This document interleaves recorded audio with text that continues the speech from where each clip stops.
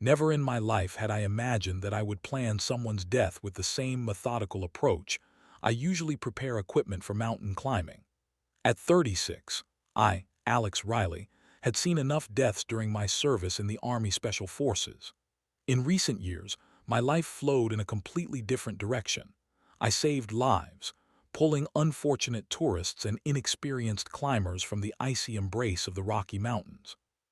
But the universe, possessing a twisted sense of humor, decided otherwise.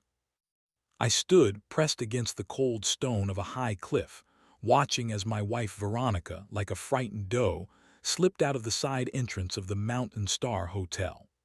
The morning fog spreading across Echo Valley couldn't hide her hurried movements, adjusting her disheveled chestnut hair, nervously glancing around. And following her, a few minutes later, he appeared, Dr. Daniel Frost, a famous cardiologist from Boston, specially invited to our remote location to conduct a series of master classes on emergency surgery in extreme conditions. And at that moment, something broke inside me, like a massive ice block suspended for years above a mountain slope that suddenly broke loose and flew downward, sweeping away everything in its path. I realized one of us would not descend alive from these peaks. The first frost. The February morning in Echo Valley smelled of pine resin and betrayal. The pale fog clung in tatters to the tops of spruce trees, surrounding my favorite wooden cabin on the outskirts of town. Today, I was returning from night duty.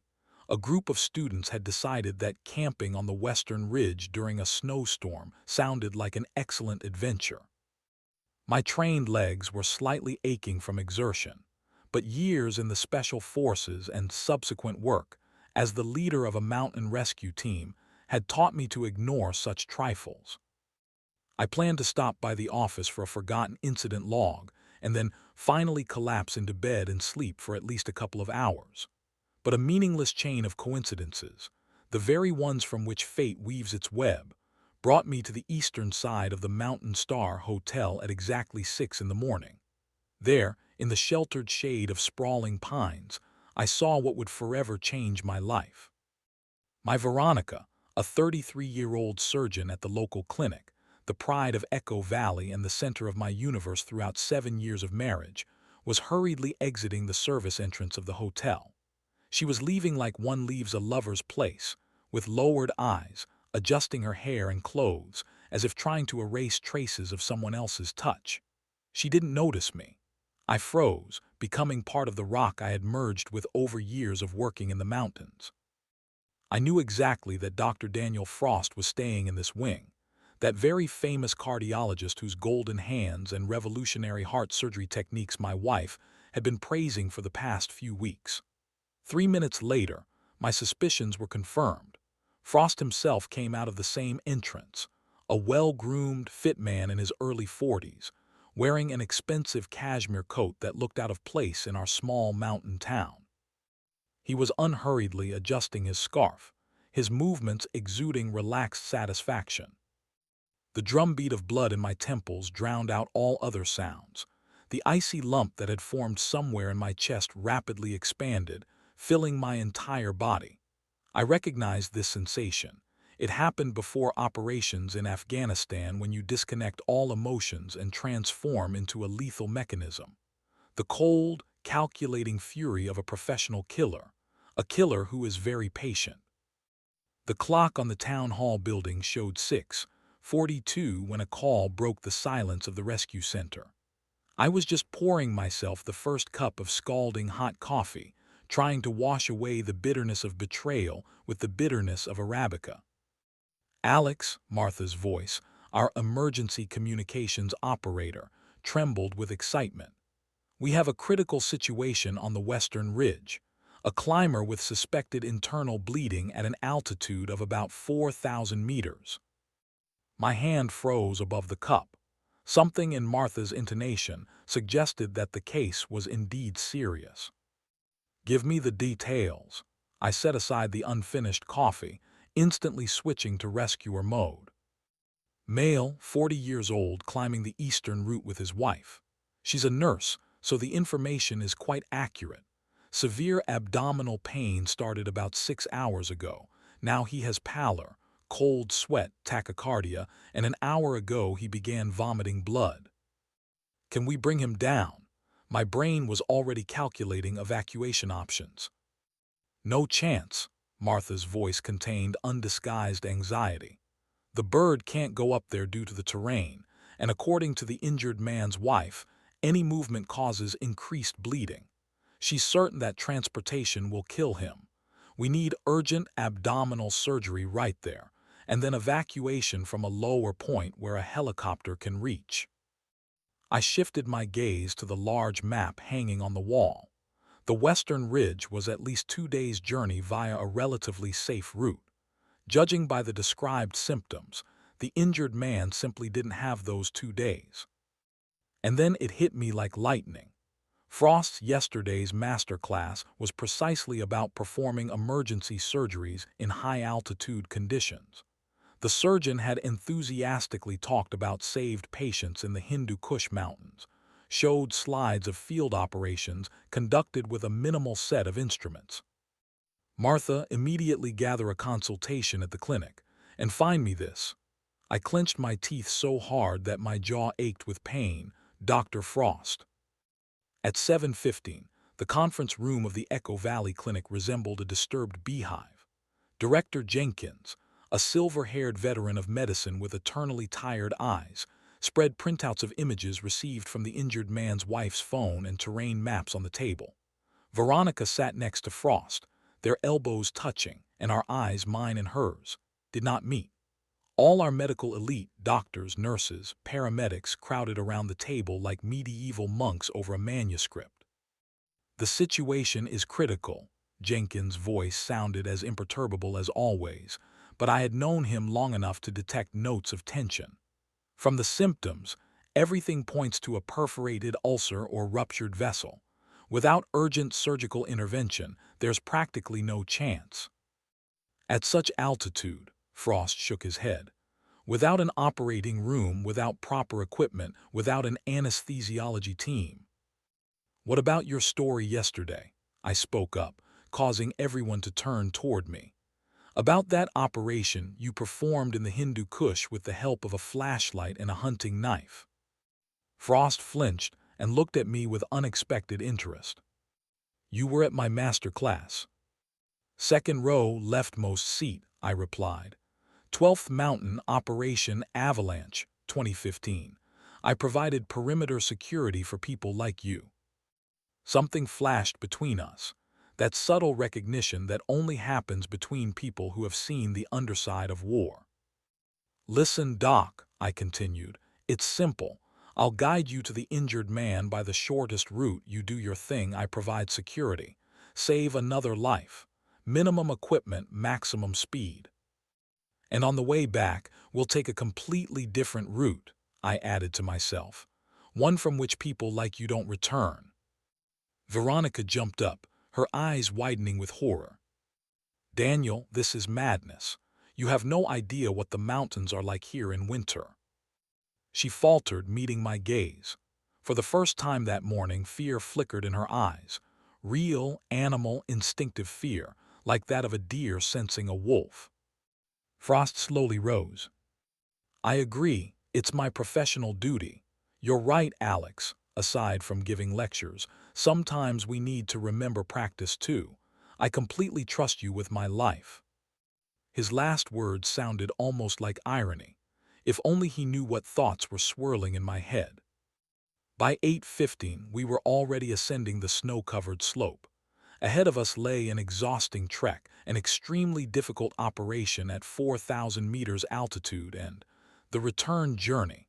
I knew only one of us would return, and that one would be me, not Dr. Daniel Frost from Boston. You're probably really a good surgeon, I thought, looking at Frost's broad back climbing ahead. Maybe even a good person overall, but you slept with my wife, and for that you must pay. In my backpack lay a map with a special return route, the very one that local guides unofficially named the last path. Mountains know how to keep their secrets, and other people's bodies. The ascent. In the mountains, time becomes tangible, thick and viscous like honey. Each of my steps up the icy slope echoed with pulsating pain in my temples and a hollow echo inside my skull. Boom boom, boom boom. Each exhale transformed into a ghostly cloud of vapor, immediately disappearing in the icy February air.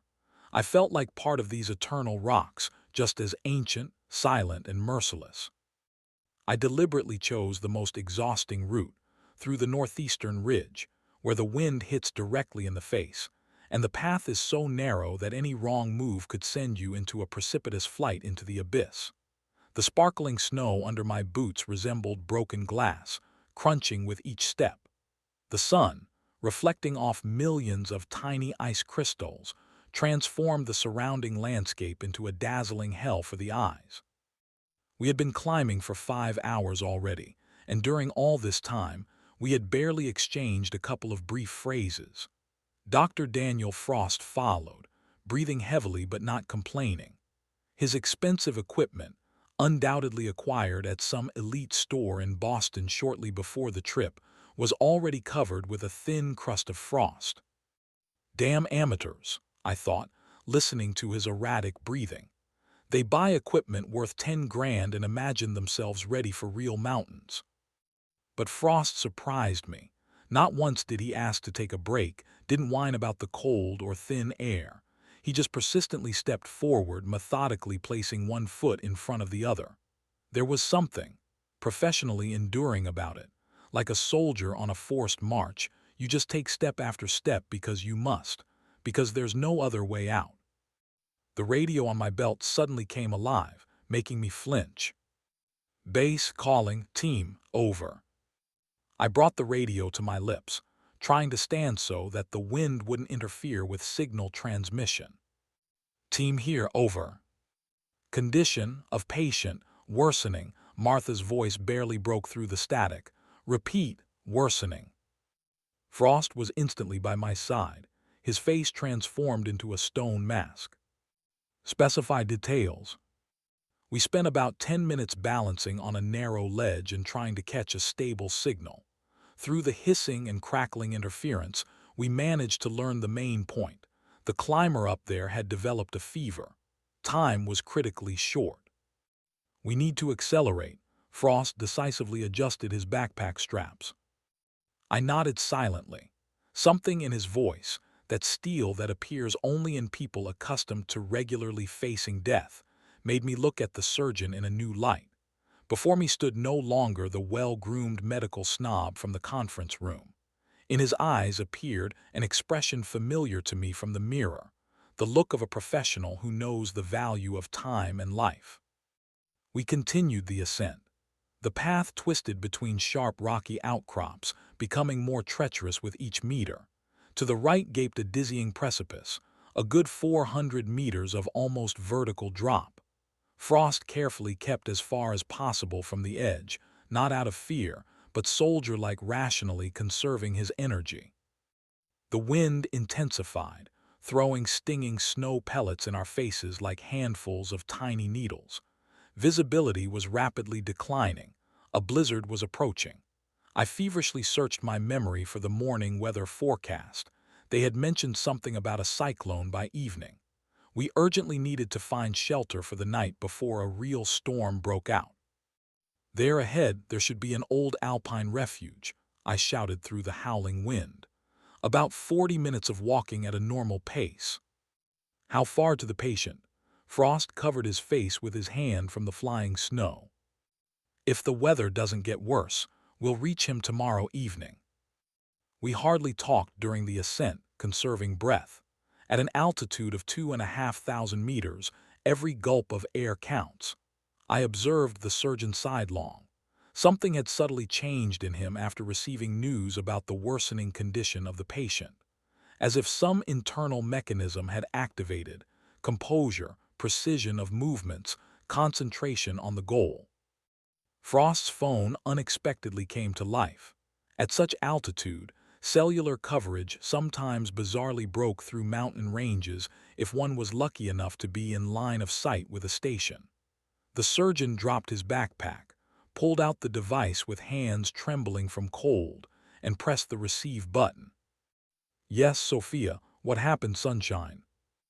I couldn't help but listen, intrigued by Frost's suddenly changed tone. All professional firmness had disappeared from his voice, giving way to anxious tenderness. "Dad, I can't breathe." Intermittent breathing came from the speaker. Frost instantly transformed, his face sharpening with concern. "Quiet, darling, quiet. Where is your inhaler?" "Used up, spare, can't find." "In my office, top drawer of the desk. Call Mom, okay?" Through the wheezing and interference came a sharp female voice. "Daniel, have you gone completely mad, climbing mountains? Your daughter is having an attack and you—" The connection was lost. Frost stared at the dark screen for several moments, as if hoping to restore the connection by sheer willpower. "How old is your daughter?" I asked, surprised by my own question. 16, severe form of asthma since birth. Frost carefully put the phone in the inner pocket of his jacket, zipping it closed. "The younger one is 9, Amelia." Something stung me in the chest. Veronica and I had no children. She constantly repeated that it wasn't time yet, that we needed to build a career first, gain recognition. And this polished surgeon from the metropolis turned out to be the father of 2 daughters. I shook my head like a wet dog, chasing away uninvited thoughts. By evening, we reached the refuge, a tiny wooden hut nestled between massive boulders. Inside it was bitterly cold, but at least the wind wasn't whistling and tearing at eardrums. While Frost fiddled with a small camping stove, I checked equipment for tomorrow's ascent. "You're holding up quite well for a city dweller," I remarked, trying to dispel the tension hanging in the air. "The Hindu Kush taught me," Frost replied without raising his eyes from the flame. 2 years with Doctors Without Borders. There, you either learn to survive or—" He didn't finish the phrase, but I understood its unspoken end.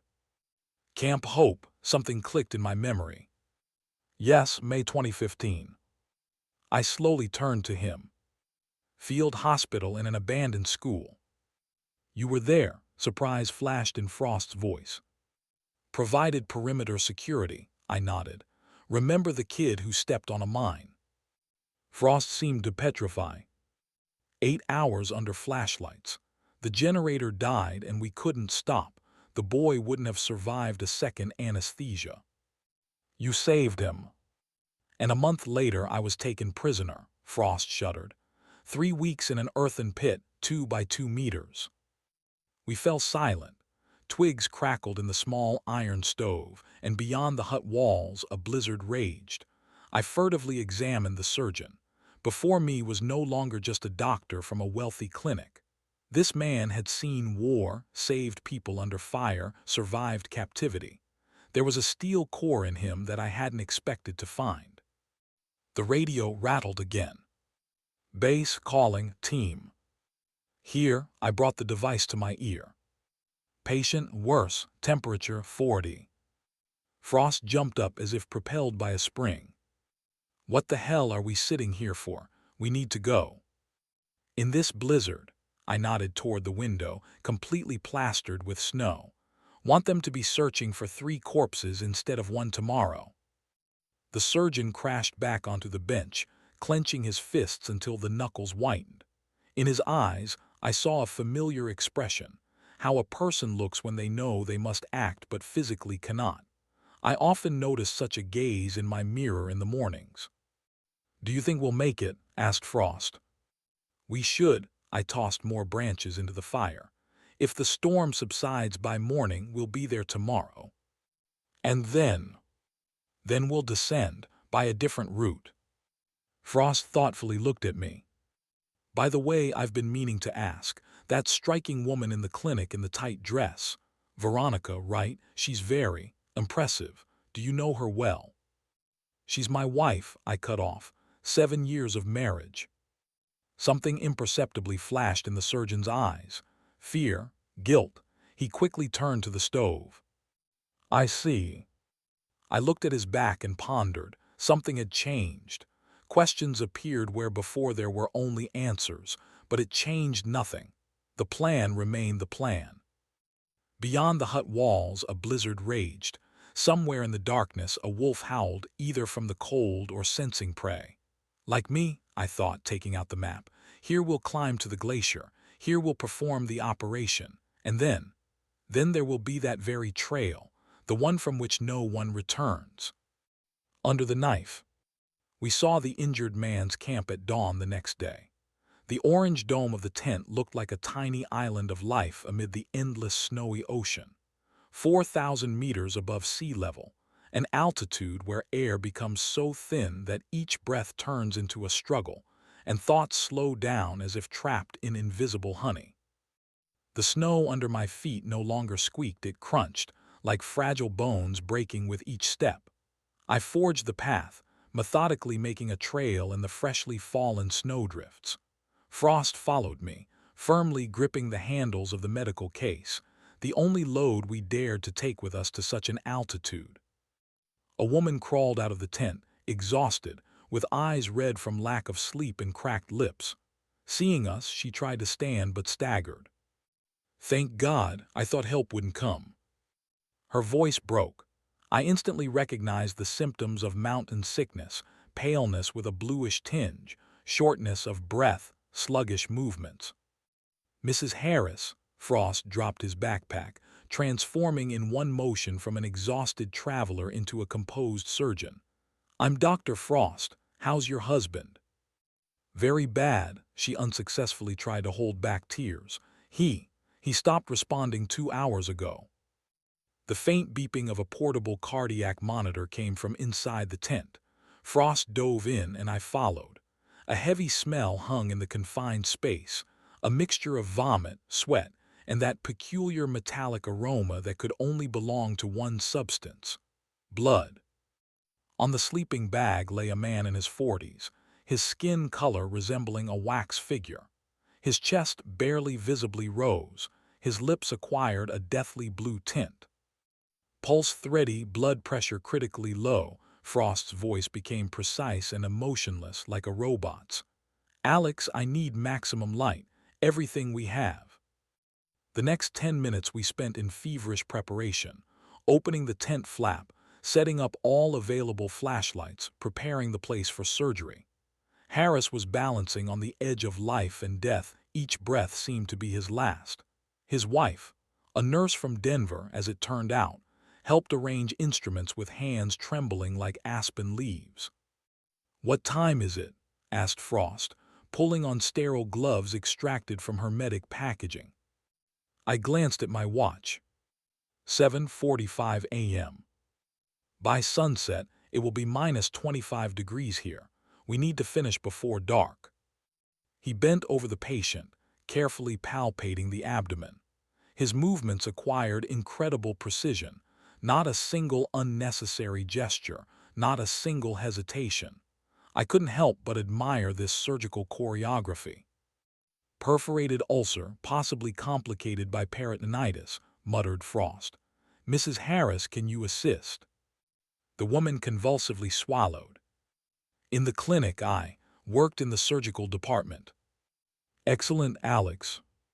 What needs to be done?" "Hold him. If he moves at the wrong moment, it's all over." The whine of the surgical drill tore through the crystal silence of the high mountains. Frost worked with phenomenal speed, despite the cold and oxygen deprivation. His fingers moved with incredible speed, like those of a virtuoso pianist performing a complex fugue. I, holding down the convulsively twitching patient to the improvised operating table, couldn't take my eyes off this deadly dance of hands, scalpels, and clamps. Time stretched like an elastic band. Seconds turned into hours, minutes into eternity. The sweat on Frost's forehead instantly crystallized, forming a bizarre diadem of icy drops. Once, Harris's heart stopped. 5 minutes of indirect massage under the wild howling of the wind, which had intensified again beyond the thin walls of the tent. Once, Mrs. Harris lost consciousness. I barely managed to catch her without releasing the patient. "Silk thread," commanded Frost. Fatal exhaustion sounded in his voice. Last suture. Outside, dusk was already gathering. We had spent almost 12 hours in the tent. 12 hours of balancing between life and death at an altitude of 4,000 meters, where from lack of oxygen your head spins and fingers go numb even in gloves. The monitor showed a weak but stable rhythm. Harris was breathing, hoarsely and intermittently, but on his own. His wife was sobbing, her face buried in my shoulder. And Frost just sat in the snow, leaning against his backpack, looking into the darkening sky with the eyes of a man who had peered over the edge. "You saved him, Doc," I pronounced with involuntary respect. "We all saved him." Frost rose to his feet with difficulty. "Call the helicopter." At this altitude, a helicopter can't land. I consulted the map, estimating distances. "We need to bring him down at least 1,000 meters lower." We constructed improvised stretchers from ski poles and a sleeping bag. The descent took almost 6 excruciating hours, slow, exhausting movement down a steep slope. Frost went in front, holding the stretchers by the front handles and constantly monitoring the patient's condition. Harris remained unconscious, but his breathing stabilized. His wife, stumbling, trudged alongside, ready to help at any moment. The wind strengthened with each hour. The sky was covered with heavy leaden clouds. We managed to descend to an altitude of 3,000 meters when I finally established stable communication with the base. "Base, respond to team. Over." "We hear you," Martha's voice sounded with interruptions. "How's the patient?" "Alive. The operation was successful. We're at the 3,000 mark. Can a light helicopter land here?" A long pause followed, filled with the crackling of interference. "Helicopter will be there in 40 minutes. Found a suitable landing site." I looked around. We had just reached a small plateau, flat enough for a helicopter landing. "Yes, transmit coordinates." The helicopter appeared when dusk was already gathering, a small metal dragonfly against the gloomy graphite sky. The pilot virtuously landed the machine on a tiny patch. Together with Frost, we loaded the stretchers. There was only room for the injured man and his wife. "Thank you." Mrs. Harris could barely contain her sobs, hugging first Frost, then me. "You saved his life." We watched as the helicopter rose into the air, gradually turning into a tiny flickering dot. Now only the two of us remained, the rescuer and the surgeon, and a long way home. I took out the map. In the gathering dusk, the route lines looked like winding snakes crawling across a paper field. We would spend the night here, and tomorrow would begin that very road, the road from which no one returns. "We need to find shelter." Frost adjusted the straps of his backpack. "By night there will be a storm." Yes, I thought, putting the map in my inner pocket. By night there will be a storm, in every sense. The trap. The morning turned out to be windless and deceptively clear. The sun blinded the eyes, reflecting off the snowy surface with millions of sparkling crystals. Local residents called such days Death's Kiss, when the daytime luminary melts the top layer of snow, and the night frost turns it into a treacherous icy crust. Most alpine tragedies happen on days like this. "Are you sure we should go this way?" Frost stopped, breathing heavily. After yesterday's hours-long operation, he looked exhausted, deep shadows under his eyes. "There's a safer route on the map." "This way is significantly faster." I carefully averted my eyes, feeling something unpleasant stirring inside. I never liked lying. In special forces, a lie could cost your comrades their lives. But now it was a lie in the name of justice. At least, that's how I convinced myself. The glacier under our feet emitted a muffled hum, like a huge sleeping beast. Each of our steps echoed in its thickness like a blow to a giant drum. We moved along the very edge of a vast ice field, squeezed between sheer granite walls. To the right rose a gray, rocky ridge. To the left stretched a white desert riddled with crevasses. I deliberately led us along the most dangerous section. "In the Hindu Kush," Frost unexpectedly spoke up, "we often had to operate in mountain conditions, but it was warmer there, and lower. About that case with the boy, I jumped over a narrow ice crevasse. What happened to him afterward? Survived. A shadow of a smile flickered across the surgeon's emaciated face. Now lives in Kabul, has his own workshop, sends photos every Christmas. Undisguised pride sounded in Frost's voice. I glanced sideways at him, a man who had saved hundreds of lives, who yesterday fought for the life of a complete stranger for 12 hours at an altitude of 4,000 meters, and who had slept with my wife. The first sound resembled a gunshot, sharp like the crack of a whip. A thin web of cracks spread under Frost's feet. He didn't even have time to cry out. The ice collapsed, dragging him into the black maw of the crevasse. I acted instinctively, lunged forward, grabbing the safety rope. And then something unforeseen happened. A huge plate of ice, shifted by Frost's weight, set in motion. I felt the ground giving way beneath my feet. Wind whistled in my ears, my stomach jumped to my throat. We were hurtling down into the icy abyss. The impact knocked the air from my lungs. The world turned into a kaleidoscope of white and blue. We slid down an icy chute, helpless as rag dolls. I desperately tried to catch hold with my ice axe. Useless. The ice was as hard as tempered steel. When it all ended, the first thing I heard was the sound of dripping water. Water seeped from cracks in the ice walls, falling into small depressions on the floor of the crevasse. I carefully sat up, wincing from pain throughout my body. By some miracle, nothing was broken. I was lucky to land in a deep snow pocket. Frost lay nearby, motionless as a mannequin. "Hey, Doc," I crawled over to him. An absurd thought flashed in my head. If the surgeon died, then the revenge plan lost all meaning. "Are you alive?" Frost groaned, slowly opening his eyes. "Seems so, only my leg." The deep, jagged wound on his right shin looked threatening, but the bones seemed intact.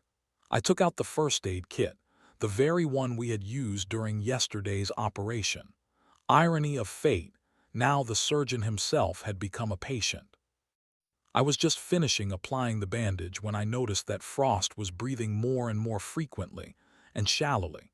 His pupils dilated, his gaze chaotically darting around the icy walls of the crevasse. "Tight," he whispered, "too tight." I instantly recognized that look. It's the kind people with claustrophobia have when the surrounding space tightens around them like an invisible noose. The ice walls rose no less than 30 meters, converging at the top and leaving only a narrow strip of leaden sky. In Afghanistan, I firmly gripped Frost by the shoulders. In that earth pit in captivity, how did you cope with it? Counted, he exhaled. Counted cracks on the walls, insects, beats of my heart. Excellent, let's count together. Focus on me. For the next 10 minutes we counted like clockwork. Cracks in the ice walls, drops of water, clouds in the narrow strip of sky. I talked nonstop about mountains, about my first serious ascent, about how I learned to predict weather by cloud configurations. Gradually, Frost's breathing evened out. 3 cursed weeks, he muttered. I spent 3 weeks in that pit, 2 by 2 meters, absolute darkness, rats, thought I'd dealt with it afterward, but sometimes. Everyone has their demons. I stood up, carefully examining the walls of our ice prison. Now we need to get out. Somewhere above, the glacier stirred again. However, we were relatively fortunate. The crevasse walls turned out to be not completely vertical, with enough protrusions and irregularities, with a proper distribution of load and careful actions. "Can you climb?" Frost tried to stand, wincing from pain. "If the alternative is freezing to death here, then definitely yes." While I prepared the equipment, hammering in ice screws, securing safety ropes, Frost sat leaning against the ice wall. His gaze was fixed on the narrow strip of sky overhead. "You know," he said suddenly, "I think I owe you an explanation about Veronica." I froze with an ice axe in my hand. This is it. The very moment I'd been waiting for. But instead of the expected surge of rage, I felt only deadly fatigue, and something else I couldn't yet define. "Not now," I cut him off. "First, let's get out of here." The ascent resembled a climb from the underworld in reverse, slow, torturous movement up icy walls. I went first, hammering in pitons and blazing the trail. Frost climbed behind, biting his lip from the pain in his wounded leg. The ice crumbled under our fingers like old parchment. The wind strengthened, throwing stinging snow needles in our faces. Once Frost slipped, and only the safety line saved him from falling.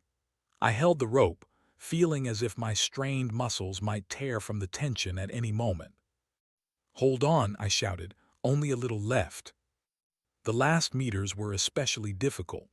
I pulled myself up by my arms, rolled over the edge of the crevasse, and extended my hand to Frost. "Come on." Our fingers met. I yanked him upward, putting all my remaining strength into the movement. For a moment, I envisioned my father, exactly how he pulled people out of mountain crevasses, until that very day when he couldn't get out himself. We collapsed onto the snow, greedily gulping the frosty air. The sky above our heads was already covered with storm clouds. A new blizzard was approaching. I painfully assumed a sitting position. In my backpack, the map still lay with the marked route, that very last path. But something had changed. I myself didn't understand what exactly. Frost also sat up, wincing from the pain in his wounded leg. "You could have not saved me." "I could have." "Why did you?" I didn't answer. Perhaps because I saw in the surgeon that boy from the Hindu Kush, a person deserving a second chance. Or maybe simply because my father, who died in these mountains, would never have forgiven me for any other decision. The storm was approaching from the northwest, shrouding the mountain slopes in a gray veil. We needed to find shelter before dark. Leaning on each other, we slowly trudged along the slope, leaving behind the gaping maw of the crevasse. In the small cave we found shortly before sunset, it was dry and relatively warm. I made a fire from the remains of dry fuel. The flame cast bizarre shadows on the icy walls. Frost sat with his wounded leg extended, staring unblinkingly into the fire. "Listen, Alex," he said finally, "about what I wanted to say earlier. Bitter truth. Truth has the properties of an avalanche. Once it begins to move, nothing can stop it. I realized this watching the man opposite me. In the flickering firelight, the surgeon's face seemed carved from old wood. Beyond the cave walls, a blizzard raged, but here, in the tiny space between ice and fire, two men prepared for a conversation that would change them both. "I need to tell you about Veronica," Frost painfully grimaced, adjusting his wounded leg more comfortably. "About what happened at the hotel, and about who I really am." I silently added the last branches to the dying fire. Killing a man is simple.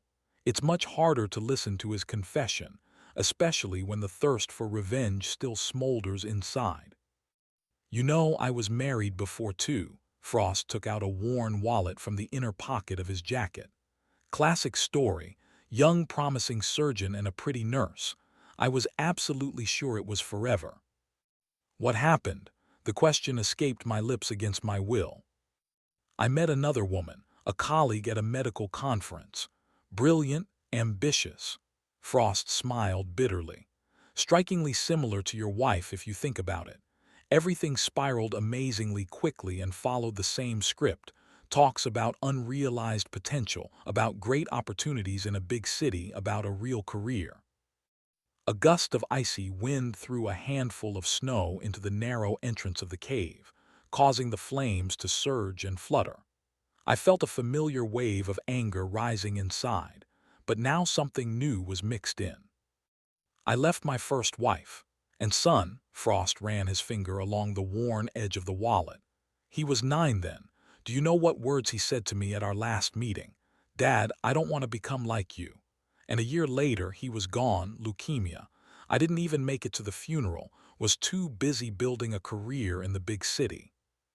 He took 2 photographs from his wallet. In the first, a smiling boy with a baseball bat. In the second, two teenage girls. When Sophia was born, I swore, his voice trembled, that I would never betray my family again. I held to it for 10 years, and then your wife came to my room, by herself. I clenched my fists so hard that my nails dug into my palms. Doc, why are you telling me this? Because you need to know how it really was, Frost raised his eyes in which the flames of the fire reflected. She came, enthusiastically praising my publications, said she followed every article of mine, that in this God-forsaken hole her outstanding talent was wasting away, and that she was ready for anything. He grimaced. Absolutely anything just to escape to a big city. And you couldn't resist, steel rang in my voice. No, not right away. I honestly told her I was married, that I had children. Do you know what she replied? Oh, that's absolutely not a problem. I'm ready to just be a mistress. You don't think I'm counting on marriage, do you? I just need an influential man and your connections. A log in the fire split, scattering sparks. I watched, mesmerized, as one of them burned a tiny hole in the sleeve of my jacket, and reflected on how words can sometimes burn stronger than fire. And then you agreed. Yes, Frost didn't avert his gaze. A momentary weakness. I didn't even ask if she was married. Didn't know, I swear, just gave in to temptation. As a man to a man, you should understand me, the provinces, a local beauty, ready for everything without commitments. We lapsed into silence. The fire was burning down, casting bizarre shadows on the icy walls. In these shadows I seemed to see ghosts of the past, my father, who died in these mountains saving others, Frost's son, who didn't live to see 10, ourselves, younger, naive, believing in eternal love. I was planning to kill you, Doc, I finally said. Lead you here to that route. Do you know how many people have died there? 5 groups in the last 10 years, all accidents. I know, Frost calmly nodded. I figured it out during the operation under the tent, from your look, but there was no time for that. And you still went with me on the descent, didn't try to squeeze into the helicopter. After what I did, the surgeon shrugged, perhaps I deserved exactly such a fate. No, I slowly shook my head. You didn't deserve it. You found the courage to confess, to ask for forgiveness. And my wife, I smiled joylessly, she would never have done that. For her, everyone around is just stepping stones on the path to a goal. First me, then you, who knows whose turn is next? The wind outside suddenly died down, as if warily listening to our conversation. Frost took out his phone. It had somehow survived the fall into the crevasse. On the screen was a wallpaper photo of 2 teenage girls. Sophia is 16, severe form of asthma since birth. His voice noticeably warmed. Brilliant abilities, dreams of following in my footsteps. Amelia is 9, loves to draw. Do you know what she said to me before I left? Dad, you'll come back, right? Do you promise? And what did you tell her? That I promise, and that I would never let them down again. I looked at the surgeon and saw no longer an enemy but a man, broken, repentant, trying to restore the fragments of his life. A man who found the strength to acknowledge mistakes and start with a clean slate. What now? Asked Frost. I took out the map. The revenge plan I had been nurturing fell apart like the burned-out coals in our fire, but something else took its place, a plan for justice. Now, I carefully folded the map, will teach a lesson to the one who truly deserves it, the one who uses others' weaknesses to build her career on the ruins of others' lives, and I think I know how to do it. Understanding flashed in Frost's eyes. I have an idea. We talked almost all night, perfecting the details.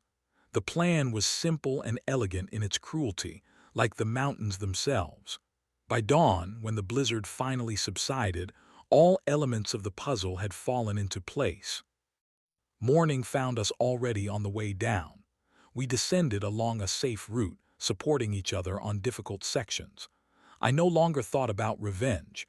Now it was an operation to restore justice. And in this matter, As in real surgery, coolness, precision, and clean hands were required. Below in the valley, the roofs of Echo Valley were already visible. Somewhere there, in her cozy apartment, Veronica was surely weaving another intrigue, not suspecting that her house of cards was about to collapse. I unwittingly smiled.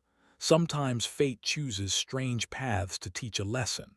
Sometimes you have to climb to the top of a mountain to see the truth lying at its foot. Retribution. Revenge, if properly prepared, is not served cold. It's presented with a smile. I realized this truth watching as Veronica fluttered through the corridors of the clinic, constantly, accidentally, appearing next to Dr. Frost. 3 days had passed since our return from the mountains, and all of Echo Valley was buzzing with excited talk about the miraculous rescue of the climber, about the virtuoso operation at an altitude of 4,000 meters, about the brilliant surgeon from Boston. Her high-heeled shoes tapped a victorious drumbeat on the hospital linoleum. She seemed to have grown younger over these few days, a special gleam appearing in her eyes. I knew this look well. It's how a predator looks when sensing close prey. Daniel, she playfully placed her hand on Frost's elbow. You simply must speak at the evening consultation with a detailed account of the technique for performing surgeries in extreme conditions. The surgeon smiled, with exactly the same smile he had smiled 3 days ago in the cave, discussing our plan. Of course, and, Veronica, can I have a word with you? They moved to a corner of the corridor. I, pretending to study the duty schedule, saw from the corner of my eye how Frost was quietly saying something to my wife. How her eyes widened, how a feverish blush appeared on her cheeks. Really? Her voice trembled with poorly concealed excitement. In Boston, in your clinic. Of course, Frost spoke quietly, but I knew every word by heart. We had carefully rehearsed this dialogue. Such talent shouldn't languish in the provinces. I just happened to have a position open as head of the surgical department. The elevator doors opened, releasing a new group of nurses. I turned to the duty schedule, hiding a satisfied smirk. The first part of the plan was working flawlessly. The bait was swallowed, the hook firmly set. In the evening, Veronica returned home significantly later than usual. She was literally glowing from within, her cheeks burning, her eyes shining with a feverish gleam. I sat in my favorite armchair, pretending to be engrossed in reading a mountaineering magazine. Darling, she sat on the armrest, we need to talk seriously. Finally, flashed through my mind. Go ahead, sunshine, tell me everything as it is. I've filed for divorce, she blurted it out in one breath, as if jumping with a parachute. I slowly lowered the magazine. I'm sorry, what? You filed for divorce. Is this some kind of ridiculous joke, Veronica? Don't pretend you don't understand, hysterical notes sounded in her voice. We both know perfectly well that I deserve much more, this provincial hole, these endless mountains. I'm suffocating here.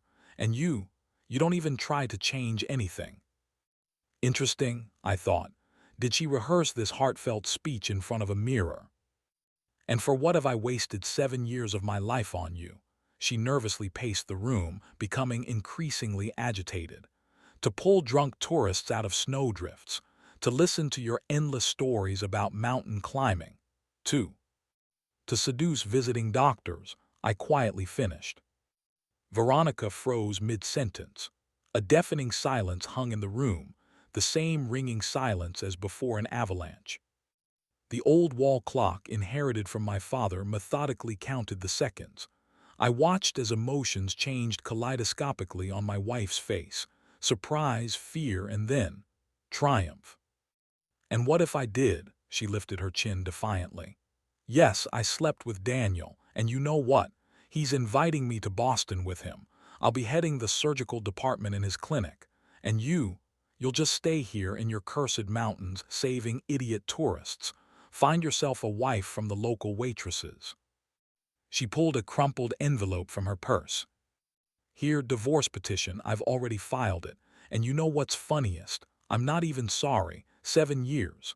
God, how could I waste 7 years on such a loser? Such a what? I slowly rose from the armchair. Go on, finish. Such a loser, provincial, a man who saves lives instead of making a dizzying career. Something in my voice made her step back. I'm leaving. Daniel left a ticket for tomorrow's flight for me, at the hotel at the reception desk. Of course, I smiled. Go, or rather get out, take your ticket, start a new life. You can leave the keys to our house on the hook by the front door.